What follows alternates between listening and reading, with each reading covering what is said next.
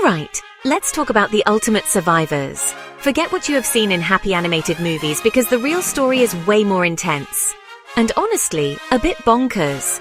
We are heading to the most extreme place on Earth, Antarctica, a continent of endless ice, hurricane-force winds, and temperatures that can plummet to a bone-chilling -60 degrees Celsius. It is a place so harsh that most life wisely stays away. But not our heroes. Oh no, they look at this frozen wasteland and think, yeah, this looks like a great spot to raise a family. I am talking, of course, about emperor penguins, the biggest, the boldest, and arguably the most ridiculously resilient birds on the planet. Emperor penguins are one of the most fascinating animals on our precious planet. These tuxedo-clad icons of Antarctica endure some of Earth's harshest and coldest conditions with a mix of evolutionary genius, dramatic parenting, and behaviors so strange they seem invented for comedy, from projectile pooping to male lactation. The way these aquatic birds care for their young is what I find to be the most heartwarming tale of all. So bundle up, buttercups! Today, we are going to learn more about the emperor penguins of Antarctica. If penguins had a royal family, these guys would be sitting on the throne. They are the tallest and heaviest of all penguin species, standing up to 130 centimeters, which is a little over 4 feet, which is roughly the height of an average 7-year-old. And they weigh a hefty 22 to 45 kilograms. Their size is not just for show, it is a crucial part of their survival toolkit. But let's not forget the little ones. When a chick hatches, it weighs only about 315 grams, less than a can of soup. These little guys are completely dependent on their parents for warmth, food, and protection. Their lifespan is as impressive as their stature. In the wild, they typically live for about 15 to 20 years, but some have been known to live for up to 50. Imagine surviving half a century of Antarctic winters. It is a testament to their incredible design and enduring spirit. Now let's talk about their look, because emperor penguins are seriously dapper. They rock the classic black and white tuxedo, but with a few stylish flourishes. This striking plumage is not just a fashion statement, it is a masterpiece of evolutionary design called countershading. From above, their black back blends in with the dark ocean, and from below, their white belly matches the bright sunlit surface. It is a life-saving disguise. Their feathers are another level of genius. An emperor penguin has 4 layers of them, with about 9 feathers per square centimeter, denser than any other bird. The outer layer is completely waterproof, while a thick downy underlayer traps air, providing about 80 to 90% of their insulation. And if that was not enough, they have a thick layer of blubber, up to 3 centimeters thick, for extra insulation and, crucially, as a vital energy reserve. Like all penguins, emperor penguins have uropygial glands, also called the preen gland, which is located near the base of its tail just above its anus. This gland secretes a hydrophobic oil, which the penguin then preens with its beak all over its body. The oil effectively waterproofs the penguin's feathers. This is critical for insulation, because wet feathers would lose heat rapidly in freezing Antarctic waters.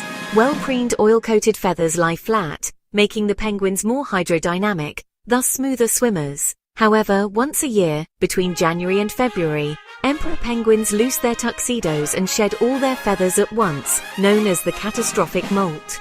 New feathers regrow within 2 to 4 weeks. Beyond their amazing coats, they have some incredible internal tricks. One is countercurrent heat exchange, a clever plumbing system that pre-warms cold blood returning from their feet to save energy. This allows their feet to stay just above freezing without losing precious body heat to the ice. They also have built-in snow goggles, a third eyelid that protects them from glare and ice crystals in a blizzard. But when conditions get truly extreme, they turn to their most iconic survival strategy, the huddle. By packing together, they cut their individual heat loss by half. The temperature in the center can soar to a balmy 37 degrees Celsius, even when the air outside is deadly. And it is not static. They perform the huddle shuffle, a continuous slow-motion rotation that ensures everyone shares the warmth and the hardship equally. It's a life-sustaining dance. Emperor penguins are true natives of Antarctica, living their entire lives on and around the sea ice that rings the continent. On land, they have 2 main modes of transport. The first is the famous waddle, which is slow and energy-intensive. So when they need to cover long distances, they use a life hack, tobogganing. This belly sliding is faster and saves a huge amount of energy. Alright, let's talk about a less glamorous but important aspect of colony life: poop. When you have thousands of penguins in one spot, things get messy. To avoid soiling their feathers, they have perfected projectile pooping, shooting their feces up to 5 feet away. In fact, these guano stains are so distinct that scientists can spot new colonies from space. It is a slightly undignified way to be discovered, but incredibly effective. When it comes to parenting, emperor penguins throw the rulebook out the window. It all kicks off in March and April as they find a partner for the season. It is a whirlwind romance, making them serially monogamous, faithful for one season at a time. From May to June, the female lays a single precious egg, but this takes a massive toll on her energy reserves. She's running on empty, so with the utmost care she passes the egg to the male, who tucks it under his warm brood pouch. If the egg touches the ice, it will freeze in seconds. With the egg safe, Mum's job is done for now. Exhausted, she begins the long journey back to the sea to feed, a trip that can be over 100 kilometers. This leaves the male to begin one of the most extreme endurance challenges in nature: incubating the egg through the Antarctic winter, all without a single bite to eat for up to 4 months. By the end of this ordeal, the male penguin would have lost about 40% of its weight. This is just one example of the strong parenting instincts that emperor penguins have, which I find so heartwarming. They have been observed nurturing snowballs or rocks as if they were eggs, a behavior driven by their broody instincts. Around July, after 2 long months, the female returns. But how does she find her specific partner among thousands of identical-looking dads? Vocal recognition. Each penguin has a unique call, like a fingerprint, allowing them to find each other in the noisy crowd. But what if the chick hatches before Mum gets back? The male, who has not eaten in months, pulls out one last trick: penguin milk. It is not really milk, but a nutritious, fatty secretion from his esophagus that can keep the chick alive for up to 2 weeks, buying precious time. So let me get this straight. The father incubates the egg while the mother is away hunting. It is the father that provides the newly hatched chick with milk.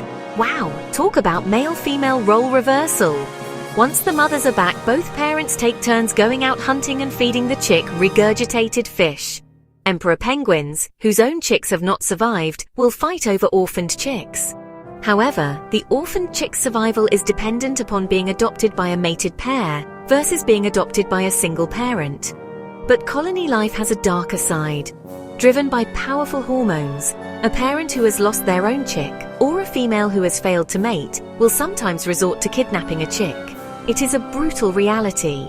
Without a partner to alternate foraging and brooding duties, a single parent cannot raise a chick alone. Its survival depends on being adopted by a cooperative pair, underscoring the brutal balance of life in Antarctica. Nearly a month and a half after hatching, the chicks form creches for safety and fledge by December.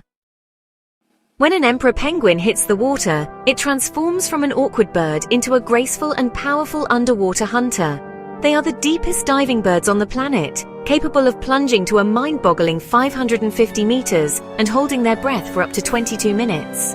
They achieve this with solid bones to prevent being crushed by the pressure, and the ability to slow their heart rate to just a few beats per minute to conserve oxygen. They use their powerful flippers to fly through the water, hunting fish, krill and squid with precision. They also have supraorbital glands that filter salt from seawater, allowing them to drink ocean water. When traveling long distances, they porpoise, leaping out of the water to breathe on the move. It is the penguin equivalent of a swimmer taking a quick gasp during a race. But life in the deep is dangerous.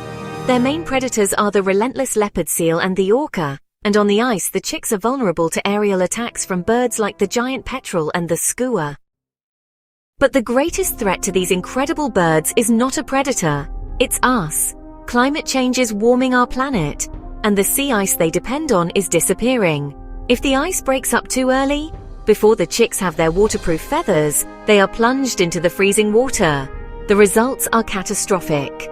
This is not a future possibility, it is happening now. At Halley Bay, a massive ice breakup led to the loss of an estimated 10,000 chicks, forcing the colony to abandon a site used for decades. The warming ocean also affects their food. Krill, their primary food source, depends on sea ice to survive. Less ice means less food. Projections are stark. Without significant action on carbon emissions, we could see a population decline of over 80% by the end of the century.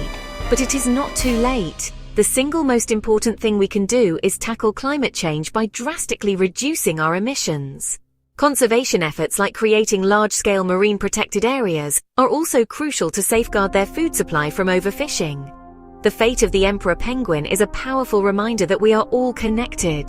They have survived the most brutal conditions on Earth, but the one thing they cannot adapt to is a world without ice. Their survival now rests not in their own flippers, but in our hands. Thank you for watching. Hope you found this video informative and entertaining. Please subscribe, like, share, and comment. We do like to know and hear your feedback. And if you have the means, please consider supporting us on Patreon, where you can get early access to our videos, and where we post bonus material. Till next time, this is Geeky Tidbits saying cheers and have a good day.